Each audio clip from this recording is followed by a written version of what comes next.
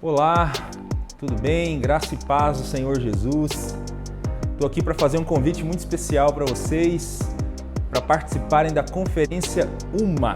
Conferência UMA 2021, que terá como tema principal Missão em Movimento, o Deus de todas as cidades.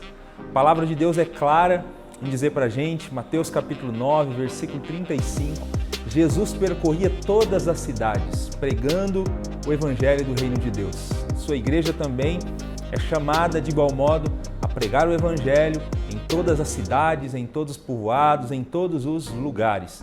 Na Conferência UMA 2021, nós vamos refletir sobre essa nossa importante missão e você é o nosso convidado para participar dessa conferência. Por isso, acesse agora mesmo o hot site conferenciauma.org e se inscreva para participar com a gente. Confira lá no hot site a programação do dia e todas as novidades da conferência. Te esperamos na Conferência UMA 2021.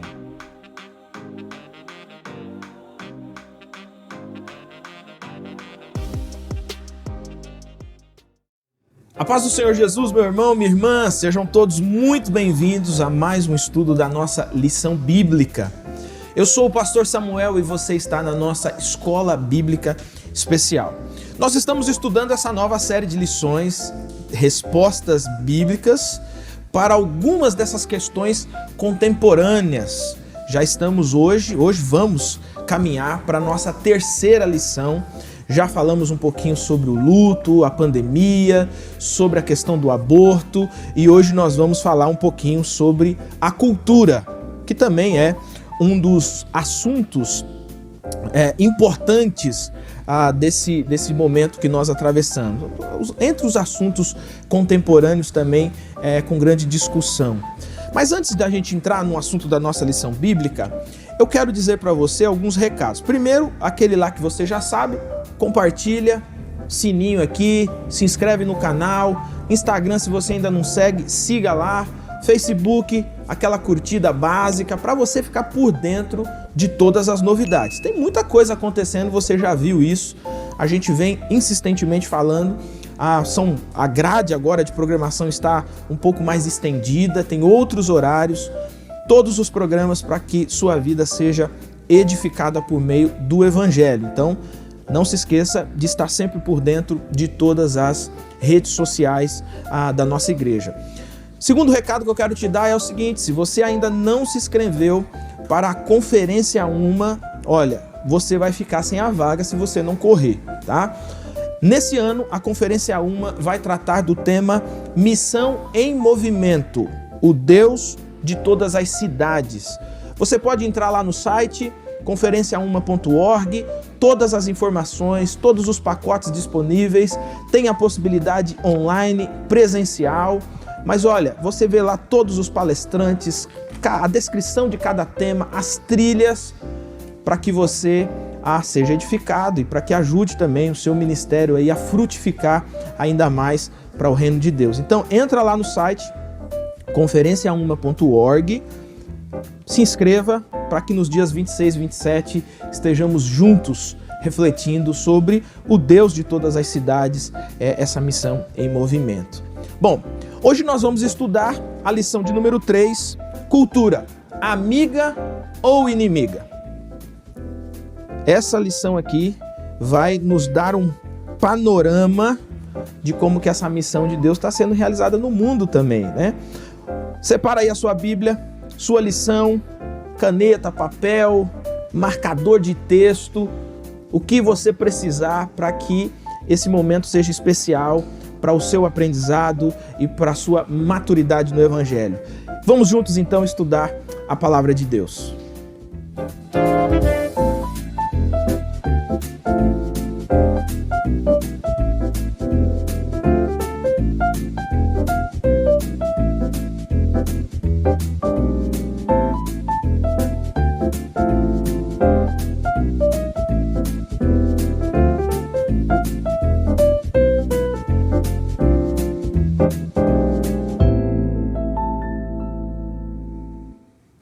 Você já ouviu aquela frase assim, o mundo está entrando na igreja? Já ouviu essa frase?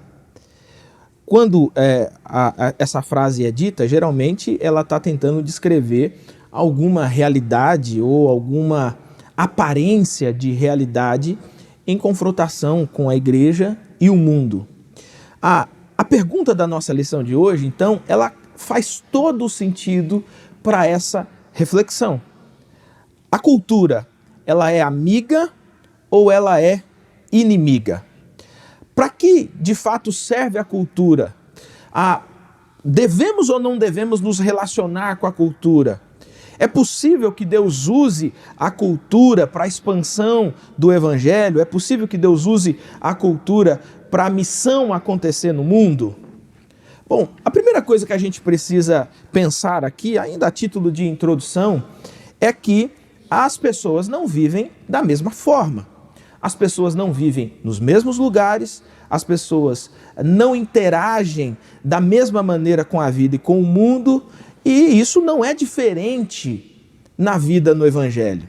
O Evangelho alcança pessoas em diversos lugares, com diversas maneiras de viver diferente. Isso que é chamado de cultura. São pessoas que vivem em culturas das mais diversas, das mais diferentes da nossa. Mas como que nós podemos relacionar o poder do Evangelho, a presença de Deus, a transformação que Deus está fazendo na história do mundo por entre essas culturas? Devemos apenas rejeitar tudo ou devemos aceitar tudo sem nenhum tipo de reflexão? Ou precisamos fazer o que queremos hoje aqui, abrir a palavra de Deus e buscar a resposta se de fato a cultura é amiga ou inimiga? Algumas questões para a gente refletir antes de eu apresentar aqui o nosso convidado como lidar com as diferentes expressões culturais. Toda cultura é mundana? Toda cultura é uma representação de mundanidade? O cristão deve envolver-se com a cultura?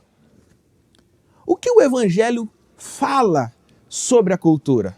Bom, para nos ajudar nessas respostas, está conosco aqui hoje, nessa lição, o pastor Mendes Júnior. Às vezes é Júnior Mendes, às vezes é Mendes Júnior. Depende da cultura. Depende da cultura. Já começamos contextualizando, né? Pastor Júnior, seja muito bem-vindo, que esse tempo aqui seja abençoador. Obrigado, pastor Samuel, é um privilégio estar com você, é um privilégio estar com todos os nossos irmãos e amigos que acompanham aqui a Escola Bíblica, para a gente conversar sobre esse assunto tão palpitante, tão interessante. Amém, amém.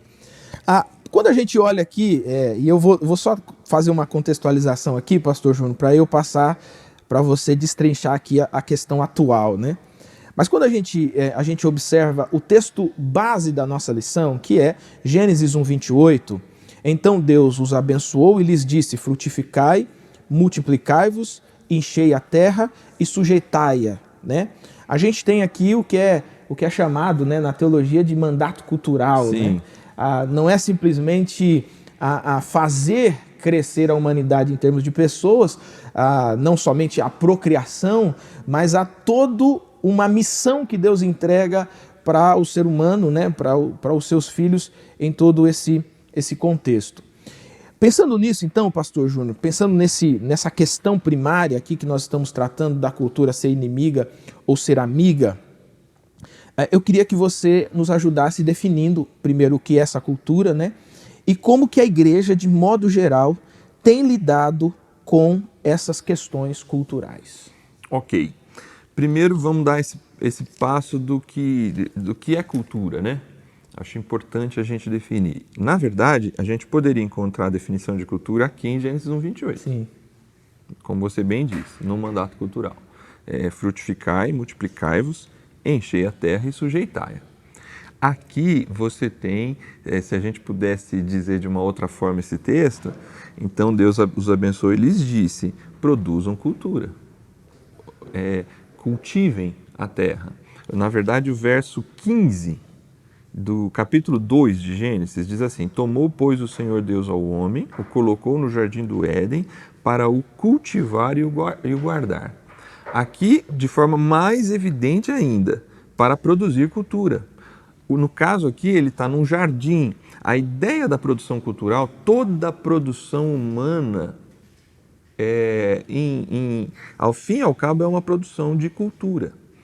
Nós temos, na criação de Deus, Deus cria o universo e dentro desse universo ele cria tudo que a gente chama da ordem natural do mundo. Toda a natureza, inclusive a humanidade, faz parte da ordem natural do universo, todos os seus elementos. Toda a ação de intervenção humana para o cultivo, para a frutificação, para a sujeição da natureza, para que os produtos da natureza, de alguma forma, servissem para a humanidade e para todo o universo, é produção cultural. A gente tem uma tendência a relacionar a palavra cultura com música, artes, talvez até roupas, né? Mas a gente às vezes esquece essa grande ideia da cultura que está presente no texto. Toda a ação humana que intervém ou interage com a natureza é produção cultural. Tecnologia, ciência, toda a produção artística, alimentação, linguagem. Então, assim, daqui eu achei importante os nossos irmãos e amigos entenderem, nesse sentido, não há como viver o Evangelho, a igreja, a vida cristã ou a vida de uma maneira geral sem estar inserido numa cultura.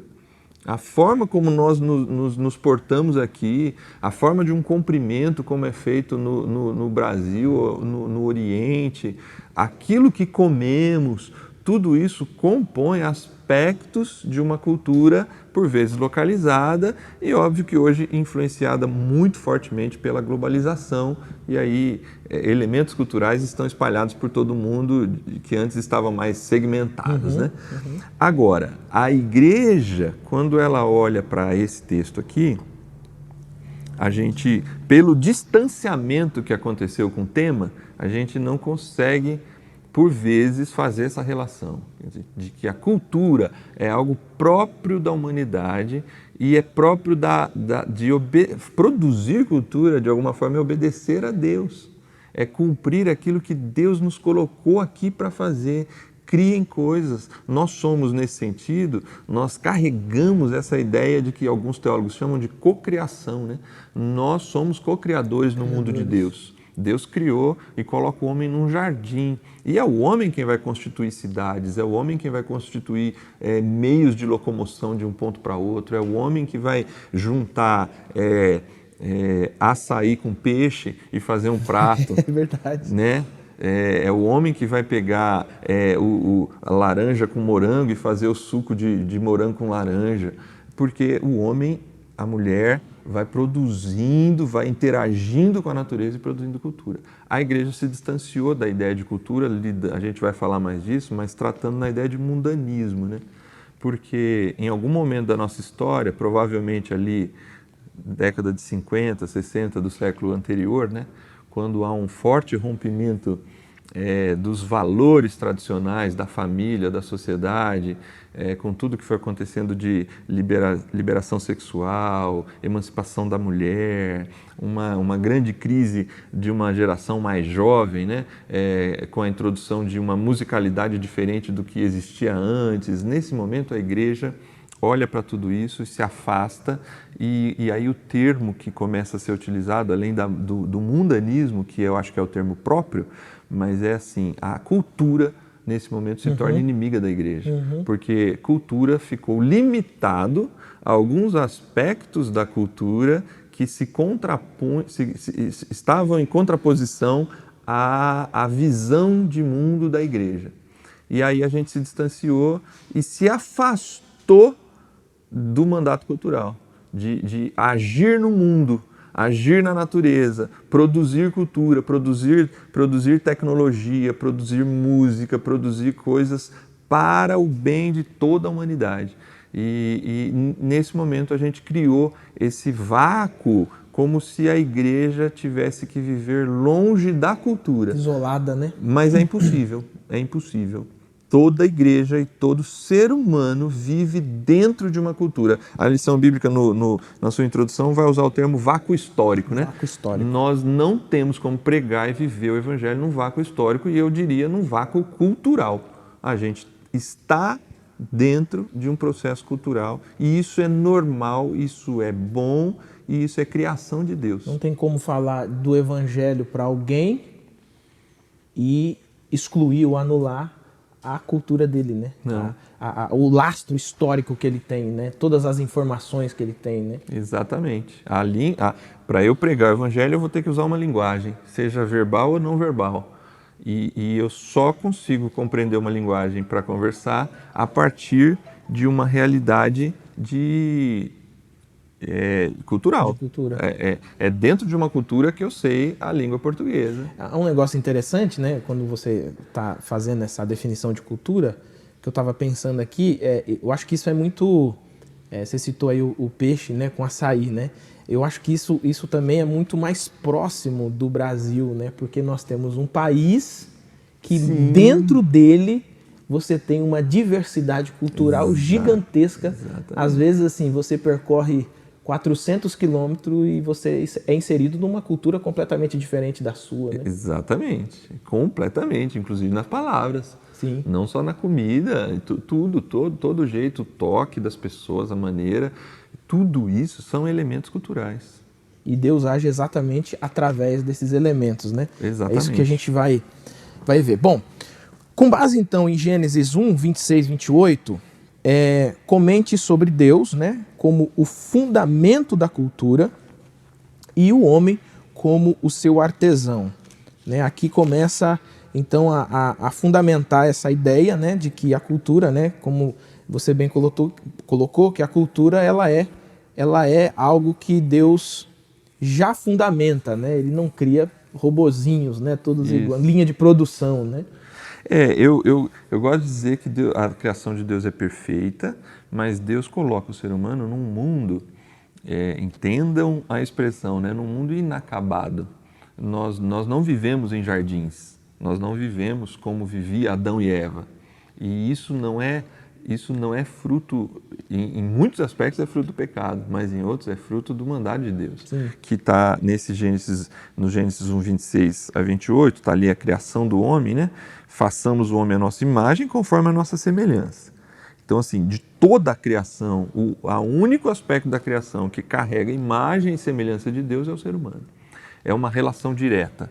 Deus tem uma relação indireta com toda a natureza. Toda a natureza ela não tem esse princípio de pessoalidade, mas o ser humano tem. Nesse sentido, nós temos tanto a possibilidade de termos aspectos nossos, inclusive de vontade e criatividade, que vem do próprio Deus, e nós temos essa capacidade de transcender, né? de ter conexão direta com Ele, essa conexão pessoal, esse relacionamento pessoal. Então, isso está presente na criação. Esse aspecto vai se manifestar também na sequência do texto. Tem a Ele domínio sobre os peixes do mar, sobre as aves do céu, sobre os animais domésticos, sobre toda a terra e sobre todos os répteis. A ideia de domínio não é somente uma ideia de sujeição, mas é uma ideia no sentido somente de poder, mas é uma ideia de aplicabilidade mesmo, de você dominar, conhecer e saber usar da melhor maneira possível os elementos. Por quê? Porque nessa criação, é sempre bom lembrar, né? Homem e mulher os criou, né? Tanto homem quanto mulher estão presentes aqui. Não tem... O gênero está definido. Os gêneros, né? Vai ser outro assunto seu, né? Sim, sim. Não perca, viu? Nós vamos falar sobre ideologia de gênero. E Deus os abençoe, eles diz, sede fecundos, multiplicai-vos, enchei a terra e sujeitai-a, dominai. Então, assim, existe um mandado de Deus para que o ser humano agisse. Quem é o agente cultural? É o ser humano. Ele é o agente cultural. Todo ser humano é um agente cultural que domina, que fecunda, que cultiva, que age no mundo, como a gente já falou ali atrás na definição. Mas quem é o projetista disso? Deus. Deus é quem colocou o ser humano num mundo em que, num primeiro momento, para ir daqui, né, nós estamos em Santana, né, para ir daqui até minha cidade, Campinas, num mundo projetado por Deus, eu tinha minhas pernas. Num mundo projetado por Deus, em que Ele coloca o ser humano como um produtor cultural, eu crio a carroça. É interessante isso. E eu crio o carro. E eu não criei nenhuma dessas coisas. O ser humano, o homem e a mulher, vai criar o avião, vai criar maneiras da gente chegar lá mais rápido. Então, Deus colocou no coração humano e no projeto da sua criação que o ser humano agiria. Então, assim, Deus, ele é quem projeta a possibilidade da produção cultural. E o ser humano, ele vai ser o grande artífice, o grande agente cultural. Só para completar aqui, eu lembrei agora, o Justo Gonzalez, que é um grande teólogo e talvez um dos maiores historiadores da América Latina, Sim. da Igreja, né? Ele vai dizer, a partir do verso, aquele que eu li aqui, o verso 15 do capítulo 2, que ali aparece o termo cultivo, né? Ele vai dizer que na raiz, as três palavras, culto, cultivo e cultura, estão na mesma raiz etimológica. Por quê? Porque essas três maneiras do homem produzir, elas vão se relacionar com todos os aspectos da vida. Cultivo do ponto de vista da agricultura, né? A cultura do ponto de vista de toda a produção tecnológica que um ser humano pode fazer, e culto, que é essa produção artística, né? Da busca de encontrar Deus pela transcendência da oração, da música, da poesia, da palavra, da língua. Então, assim, na raiz daquilo que Deus projetou para o ser humano, para o Gonzalez, tem culto, cultivo e cultura. Então, esse conjunto Deus projeta e Deus torna o homem o agente dessa produção. Isso é muito interessante, né? Essa ideia da raiz da palavra é muito interessante, né? Como que e você tem os aspectos, né? Tanto o aspecto espiritual, o aspecto social, o aspecto produtivo da vida do ser humano, todos interligados, né? Uma coisa com a outra. Agora, me veio aqui à mente, né, Pastor Júnior, sobre quando a gente observa isso, né? Deus, ele é o agente, Deus, ele é o fundamento da cultura, o homem é o artesão, ele é o agente, né? Mas aí a gente também precisa pensar, né? Aqui nós estamos em Gênesis 1, que o Gênesis 3 acontece, né? Sim. Então, muitas dessa... Você até comentou no começo, né? Você fala na ideia do mundo inacabado, né? Então, assim, e eu penso assim dessa forma, né? O mundo sempre foi, o plano de Deus sempre foi que o mundo fosse desenvolvido como foi desenvolvido, né? Sim. Mas o pecado bagunçou o desenvolvimento, né? A arma atômica, por exemplo, virou arma, né? A tecnologia atômica virou arma, né? Carro que diminui distâncias vira arma, avião vira arma. Então, tudo isso aí envolve também essa questão da própria queda, né? Sim, eu acho. Agora sim, a gente precisa introduzir esse elemento. Mas esse elemento, ele é um elemento nocivo, contrário, mas ele é um elemento na análise do que seja cultura, que é a queda. Então, assim, do ponto de vista bíblico, a gente precisa ter essa compreensão. A gente, olhando para a Bíblia, como você disse no início aqui, abrindo a Bíblia, produzir cultura é algo da própria criação de Deus e entregue ao homem para fazer. A queda, ela traz uma mancha em toda a produção cultural. Ela deturpa ela. Ela deturpa. A queda, ela vai deturpar toda a produção cultural.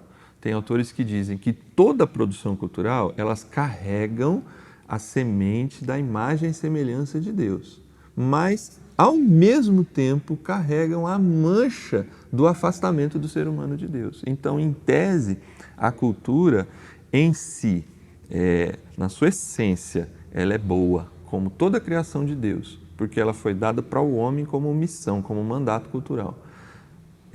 Só que, na mesma tese, talvez como antítese, nós temos que o ser humano, ao se afastar de Deus, toda a sua produção cultural também vem manchada por esse processo da autonomia humana, dessa autonomia que diz não preciso de Deus. E aí, nesse sentido, a produção cultural vai gerar essas distorções de distanciamento. Então, a gente precisa sim ter lentes, ter filtros para essa análise, mas toda a produção cultural ela carrega também o peso da queda que afetou toda a humanidade, afetou toda a criação, né?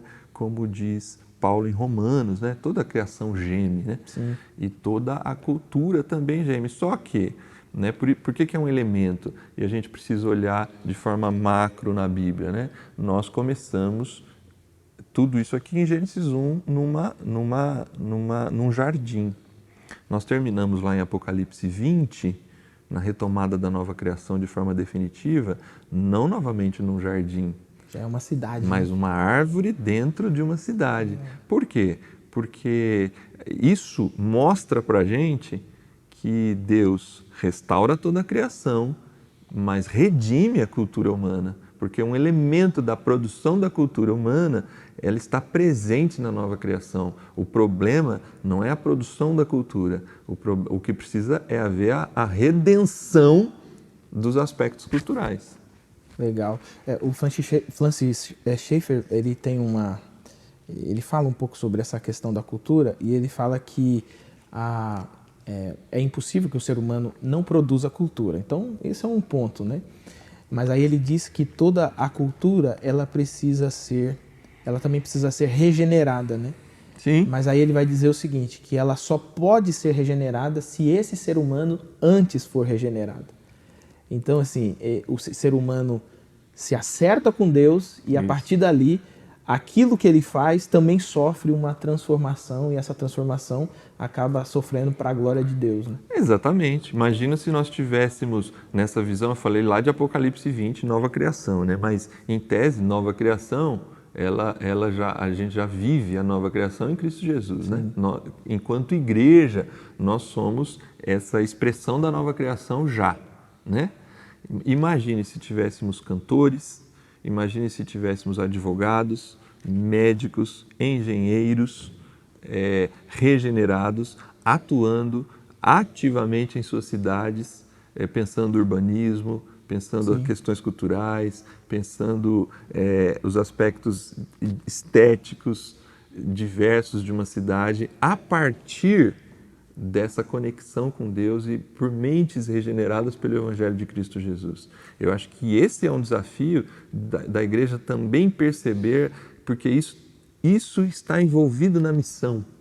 Não só esse mandato cultural, ele tem um aspecto missional também, missionário, porque a gente, como luz, começa a fazer diferença em áreas da cultura, em esferas da cultura, das mais diversas, por meio de mentes renovadas pelo Evangelho. Legal, legal. Bom, vamos à nossa pergunta de número 3, então, à luz de Gênesis 3, 15 e 24, e Romanos 2, 14 e 15, e também do comentário. Compartilhe sobre a cultura e suas distinções, né? Você vai compartilhar com a classe aí, nós vamos compartilhar aqui com os nossos alunos, né, Pastor Júnior? As coisas belas e as coisas ruins que podemos encontrar nela, né? Ou podemos encontrar nessas culturas. Isso, eu acho importante. A leitura de Gênesis 3 vai justamente falar da questão da queda, né? Como nós já comentamos aqui. Mas essa distinção, ela é própria e muito assim bem pontuada por Paulo, né? Paulo ele vai mostrar ali em Romanos 1 e 2 esses aspectos, né? O texto citado aqui na pergunta é o de 2, 14 e 15, mas se a gente voltar no 1, 18 a 21, a ira de Deus se revela do céu contra toda a impiedade e perversão dos homens que detêm a verdade pela injustiça, porquanto o que de Deus se pode conhecer é manifesto entre eles, porque Deus lhes manifestou. Porque os atributos invisíveis de Deus, seu eterno poder, como também a sua própria divindade, claramente se reconhecem desde o princípio do mundo, sendo percebidos por meio das coisas que foram criadas. tais homens são, por isso, indesculpáveis, porquanto, tendo conhecimento de Deus, não o glorificaram como Deus, não lhe deram graças, antes se tornaram nulos em seus próprios raciocínios, obscurecendo-lhes o coração insensato. E o texto vai continuar aqui até chegar lá nos versos 14 e 15. Nesse sentido aqui, Paulo está construindo a ideia assim, olha, o ser humano, ao se afastar de Deus, a sua maneira de lidar com a natureza, porque ao lidar com a natureza o homem produz cultura, ao lidar com outros seres humanos o homem produz cultura, ao lidar com Deus, quando ele se afasta de Deus e lida com ídolos, ele de alguma forma também está produzindo culto, cultivo e cultura. Ele está manchando toda essa produção. Então, assim, a fazer essa distinção é perceber que todo ser humano carrega imagem e semelhança de Deus. Nesse sentido, muito do que é produzido por um ser humano, ele mesmo que o ser humano em si não glorifique a Deus, mas a obra, a produção glorifica a Deus. Coisas criadas que contribuem para o bem da humanidade, elas são fruto da bondade de Deus. Todo dom perfeito, né, vem do Pai das luzes. Então, essa ideia de produção cultural, ela tem essa presença e só é possível por causa da imagem e semelhança de Deus. Só que existe mancha, existem coisas ruins. Ao mesmo tempo que existem flashes da presença de Deus por meio dessa ideia de imagem e semelhança, há também muitas evidências da queda. Nesse sentido, é a hora que a gente começa a fazer apontamentos em que a gente precisa distinguir a produção cultural que glorifica a Deus da produção cultural que não glorifica a Deus, que tem aspectos negativos. Mas isso não significa dizer a gente criar a ideia da subcultura, né? Que só há produção cultural positiva, por exemplo, para a gente fazer esse recorte, cultura evangélica ou cultura gospel. Na verdade, mesmo na cultura gospel, você pode ter a intromissão da queda. Exatamente. Você pode ter a intromissão da queda. E não é unânime, não é uma unanimidade também. Né? Não, então eu tenho aspectos culturais para ficar em coisas simples, como a gente falou, alimentação, linguagem, que não necessariamente são criados dentro de uma cultura cristã, mas elas são elementos culturais que a gente vai se relacionar. E se a gente pode se relacionar com eles, e se eles são úteis para a pregação do Evangelho, a gente deve usar sem receios, até porque eles são pontes que a gente consegue fazer relações com as pessoas que precisam ser alcançadas pela mensagem do Evangelho. Elas não atrapalham em nada. Agora, se são aspectos da cultura que em si trazem uma mancha, eles precisam ser confrontados, eles precisam ser desafiados. Eu acho que a relação da igreja com a cultura é uma relação de aproximação e confrontação. Ela precisa desafiar a sua cultura, mas se ela só desafia se ela se aproxima. Então ela não elimina de cara, mas ela faz uma reflexão sobre aquilo, né? Tem que fazer, como Paulo está fazendo aqui. Sim. Mas ela precisa ser feita, né?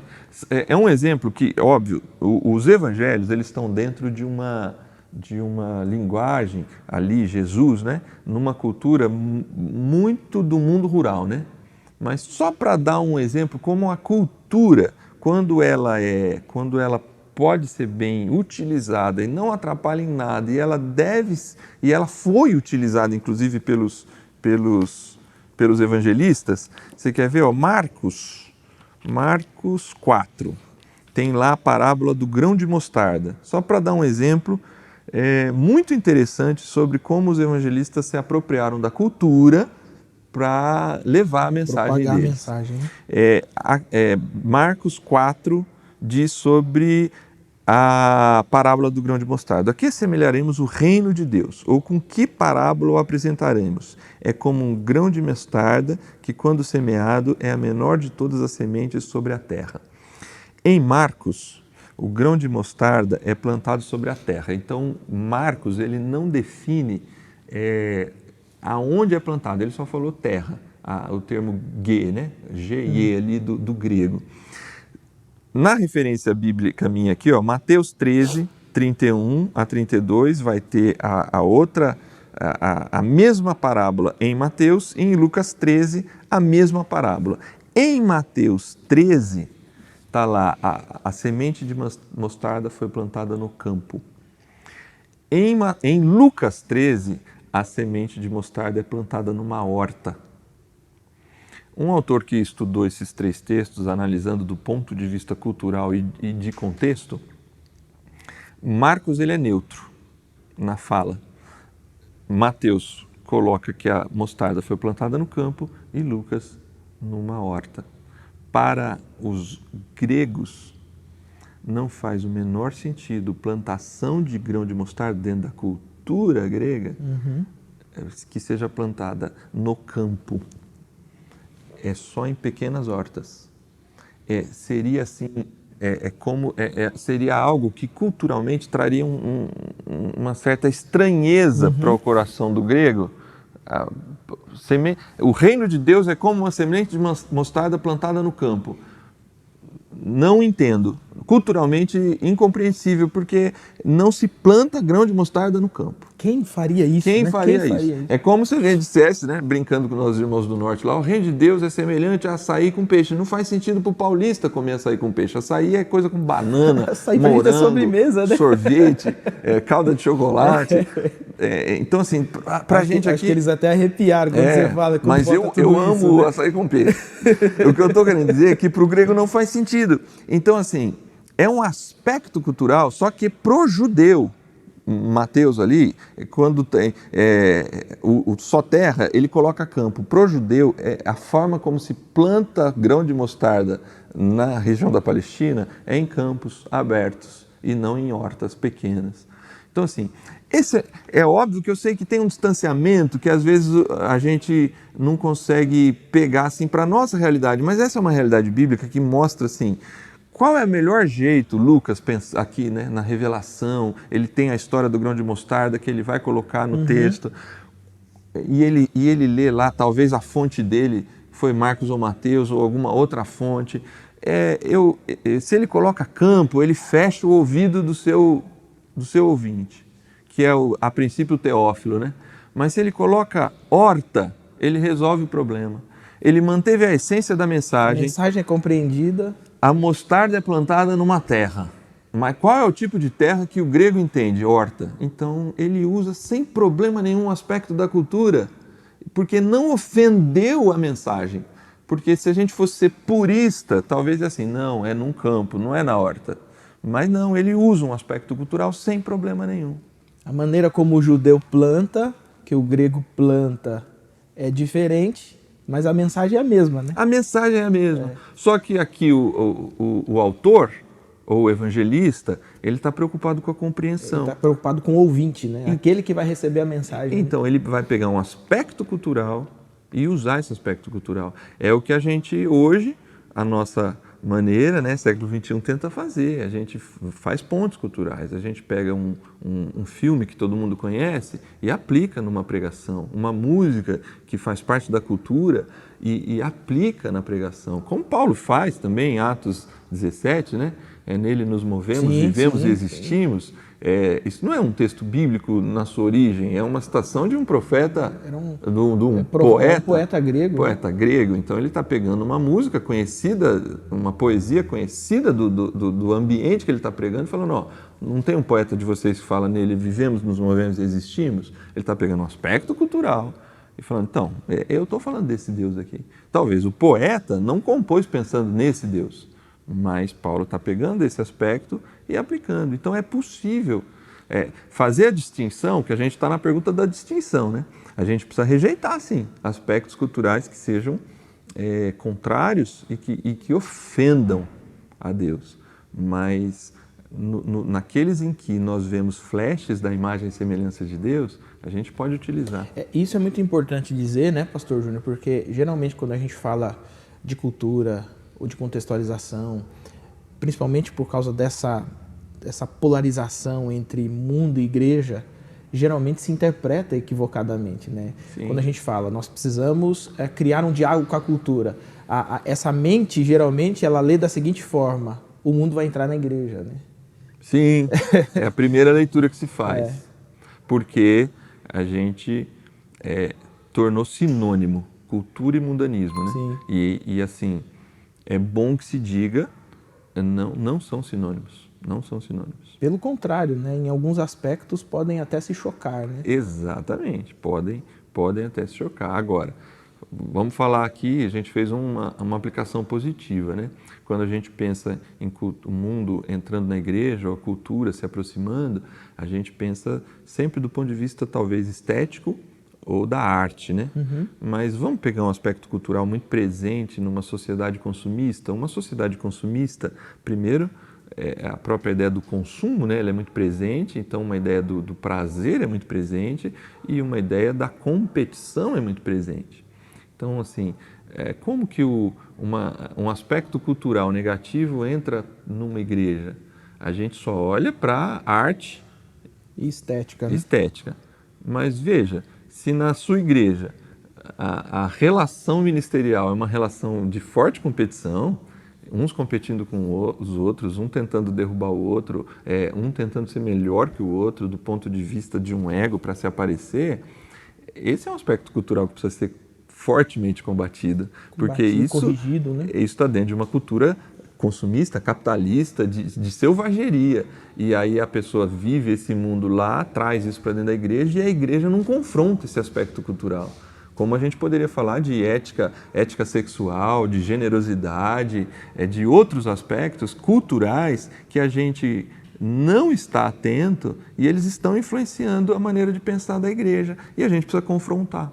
É quando você deixa de ler a cultura com os óculos, né, do evangelho, Pronto. passa batido, né? Então você tem que botar os óculos do evangelho e fazer as distinções, né, entre aquilo que é bom e aquilo que é ruim. Exatamente. Aí, assim, e cá entre nós, e aí assim, não dá pra gente entrar nessa questão, né?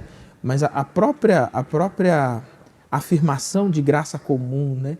A própria característica de Deus de ter essa fagulha, essa centelha, né, da sua imagem no ser humano, de tal forma que o ser humano seja de fato criativo, seja produtor de coisas, assim, não são apenas crentes que estão produzindo coisas boas no mundo, né? Vamos fazer a reflexão.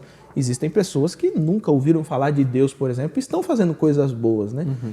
Mas eu costumo dizer, assim, até com base nesse texto de Romanos capítulo 1, que para algumas pessoas a ausência da rendição a Cristo, né, a própria produção cultural, a própria produção de beleza que ele é impulsionado por essa graça a realizar, vai se tornar como também a evidência acusadora contra ele. Sim. De que, de fato, ele teve uma revelação de Deus e não deu glória a Deus. Né? Exatamente. Ele não dá glória a quem de direito, a quem né? de direito. Porque ele produziu, ele só produz por causa dessa graça e dessa imagem e semelhança, e ele não dá glória a quem é devida. E é por isso que às vezes você tem, por exemplo, músicas, letras, né, poesia. Você tem muitas poesias que você encontra aí, que você ouve, que elas, você olha assim e fala, nossa, isso aqui se encaixa perfeitamente. Tem outras que você ouve, às vezes até no meio evangélico mesmo, que você fala assim, opa, isso aqui não é evangelho não, esse negócio tá bem esquisito, né? Uhum. Mas é interessante porque acaba de fato sendo uma revelação da bondade, da graça de Deus, né? Em participar dessa produção que o ser humano está realizando no mundo, né? E cá entre nós, né, pastor Júnior, o mundo seria muito feio se não tivesse cultura, se não tivesse estética, se não tivesse o imaginário, né? Exatamente. Como que a gente lida, por exemplo, com a própria Escritura Sagrada, né? Quando ela usa diversas ilustrações, parábolas, lidando com esse imaginário, com essa produção imaginária. Como que seria o mundo se não houvesse essa produção cultural que a gente tem? Né? A gente está vivendo uma estação do ano que se chama primavera. Primavera. E agora a gente começa a ver flores nas suas diversas cores, a natureza parece que ela rejuvenesce, né, na primavera. O mundo de Deus, ele é muito diverso, colorido. A gente é exposto, né, os céus revelam a glória de Deus, né, Salmo 19. Nós somos, como seres humanos, expostos a um Criador, é meio redundante, né, mas um Criador muito criativo, nas formas, nas cores, nos elementos, nas sensações. Então, assim, esse mundo criado por Deus só pode levar um ser humano a produzir um mundo de tal criatividade. Nem tudo é azul, nem tudo é cinza, nem tudo é só amarelo. O mundo de Deus é multicolorido, multidiverso, multissensorial. Então, o ser humano, a imagem e semelhança de Deus, porque a gente carrega isso, essa Sim. imagem e semelhança. A nossa produção vai ser nessa mesma frequência, nunca com a mesma capacidade, mas com a mesma frequência de possibilidades. E aí eu acho que você foi no ponto. Muitos seres humanos, uma grande maioria, não dá a glória devida a Deus daquilo que está fazendo, mas só faz porque ele está inserido num mundo criado por esse Deus. Por esse Deus. Por esse Deus. E ele é um Deus de beleza, né? Sim. O Schaeffer fala um negócio interessante quando ele descreve a construção do tabernáculo, a prescrição de Deus, né, na construção, e aí ele enfatiza o fato de que Deus pede para que se faça, né, se confeccione romãs, acho que roxas. Roxas ou é azul? Acho que é roxas, né? E aí ele pergunta, né, existe romã roxa? A resposta é óbvia, não existe, né? Então por que Deus manda criar? Porque é bonito. Isso. Esse colorido é diferente, né? Há um aspecto, né, da natureza que é real na natureza, mas que ele tem como se colocar assim, uma liberdade poética, uma liberdade imaginária de olhar e falar assim, isso aqui ficaria bonito com uma cor diferente, né? Eu acho que isso é mais ou menos assim. Você tem 2 filhos, né? Eu tenho um. Quando você bota aqueles quadrinhos para eles pintar, e aí na nossa cabeça a gente está pensando assim, né? Bom, o telhadinho é marronzinho, isso, a porta e tal. E aí eles começam e a árvore, que geralmente é verde, ele pintou de amarelo e tal. E você fala, não, filho, mas não é. Não, mas espera aí, não é por quê? Isso. Né? Porque essa também é uma ação de Deus no imaginário, né? Da gente focar naquilo que é belo, né? Exatamente. E esse teu exemplo é magnífico porque essa é a relação de Gênesis 1 e 2 de Deus com o ser humano. O ser humano olha para o Samuel e vê o Samuel pastor, e vê o Samuel conduzindo um programa, e vê o Samuel fazendo isso com excelência. E ele olha com prazer.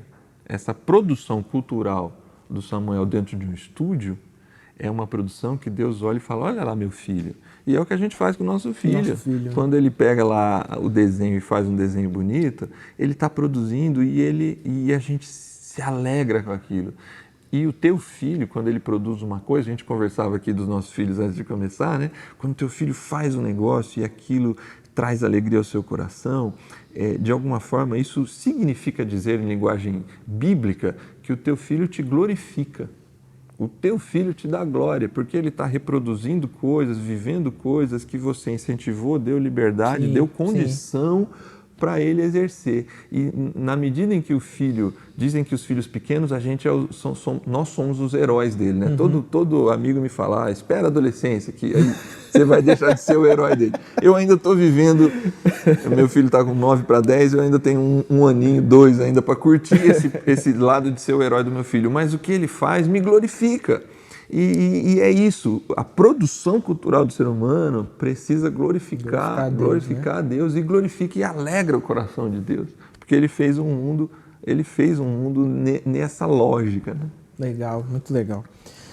Meu querido estudante, minha querida estudante, está acompanhando a gente, estamos conversando sobre cultura, amiga ou inimiga, estamos aqui observando todos esses aspectos da cultura a partir dessa perspectiva do Evangelho, a partir dessa imagem criacional de Deus como sendo ali o primeiro fundamento, né, no desenvolvimento cultural. Vamos agora para a pergunta de número 4, e a pergunta de número 4 ela justamente vai a fazer agora o conserto, né? Aquela Sim. ideia que a gente começou lá atrás, o mundo está entrando na igreja, está acabando tudo, etc.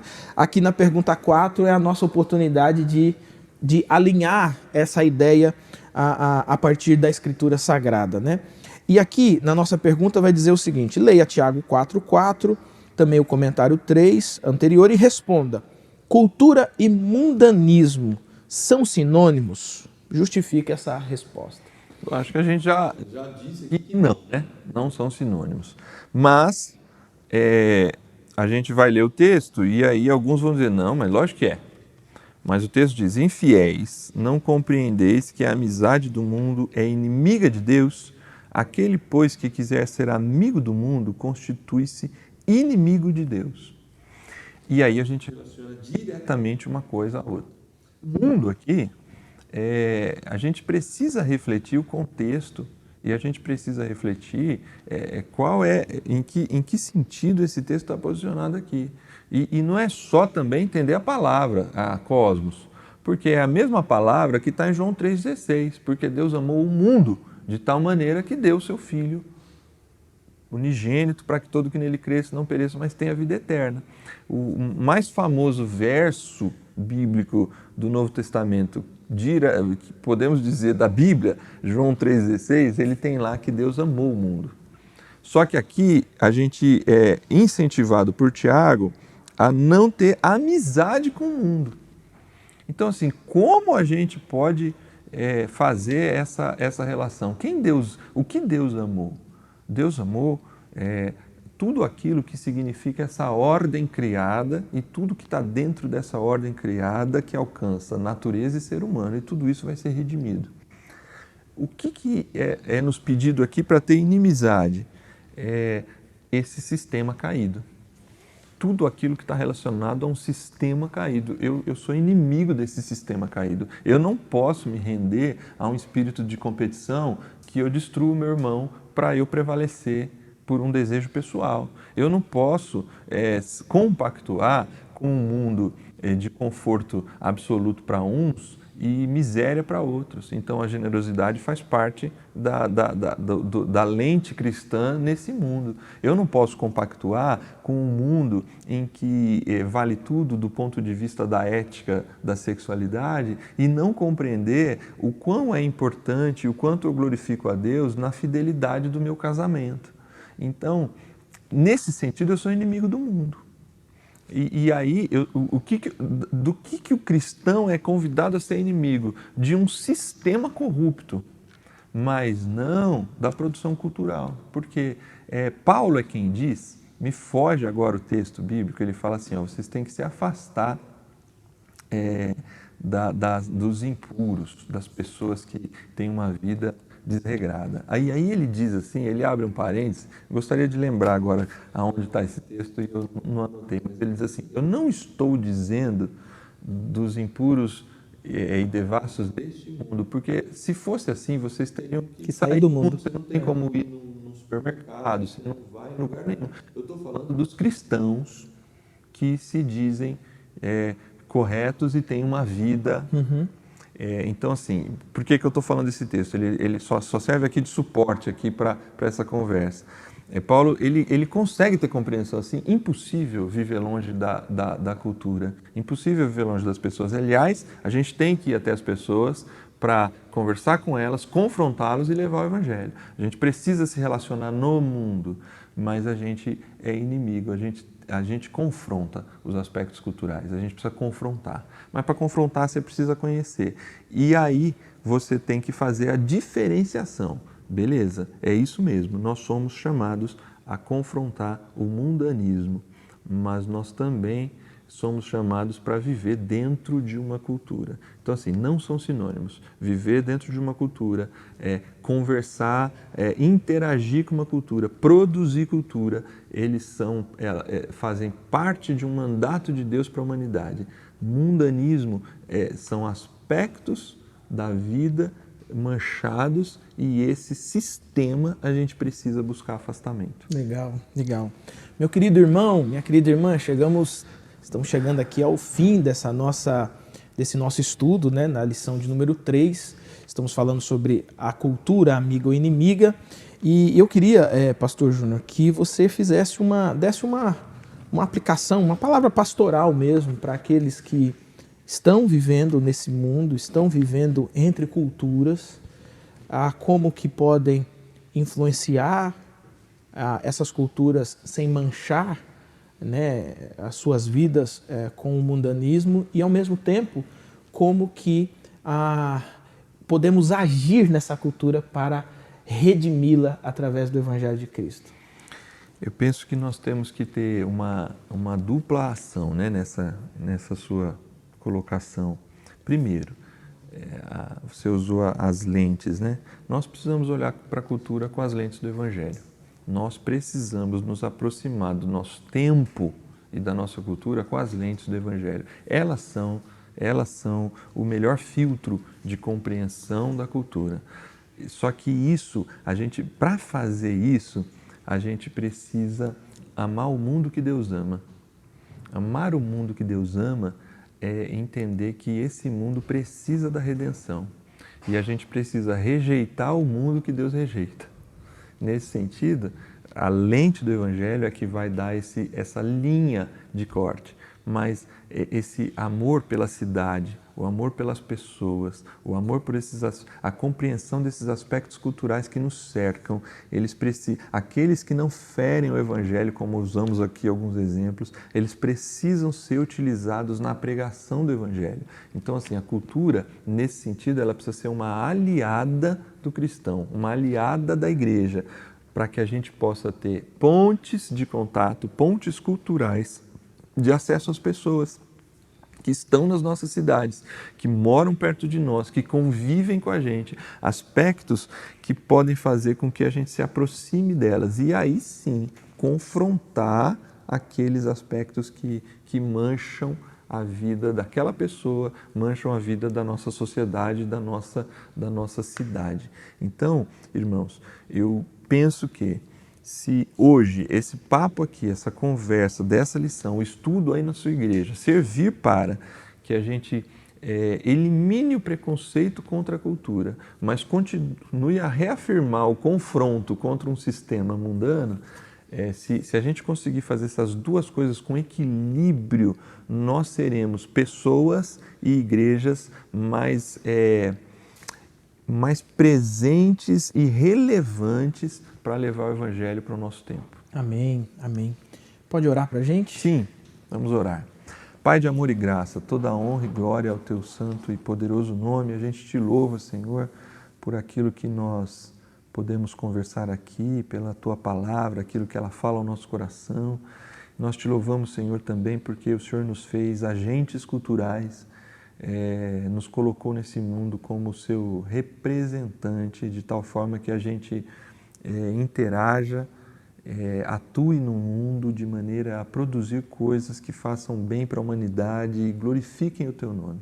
Ajuda-nos, Senhor, nas nossas profissões, nas nossas atividades, ajuda-nos, Senhor, dentro dos nossos contextos, na cidade em que vivemos, a sermos, Senhor, pessoas que glorifiquem o Teu nome por meio daquilo que fazemos. Enquanto igreja, enquanto discípulos Teus, enquanto discípulos do Teu Filho Jesus, ajuda-nos, Senhor, a usar esses elementos como Mateus, Marcos e Lucas usaram, como Paulo soube usar, como Tiago e João souberam usar. Ajuda-nos a usar esses elementos para a pregação da missão e nos dê sensibilidade, Senhor Jesus, para entendermos aquilo e aquelas coisas, aquelas situações que precisam ser confrontadas e precisamos nos afastar. Tenha misericórdia de nós, continua a nos abençoar como igreja, como povo de Deus, a vivermos, Senhor, dentro das nossas culturas, vivendo com a mente regenerada, a mente de Cristo Jesus. É no nome do Teu Filho que oramos e agradecemos, hoje e para sempre. Amém. Amém, amém. Pastor Júnior, mais uma vez, obrigado por sua participação.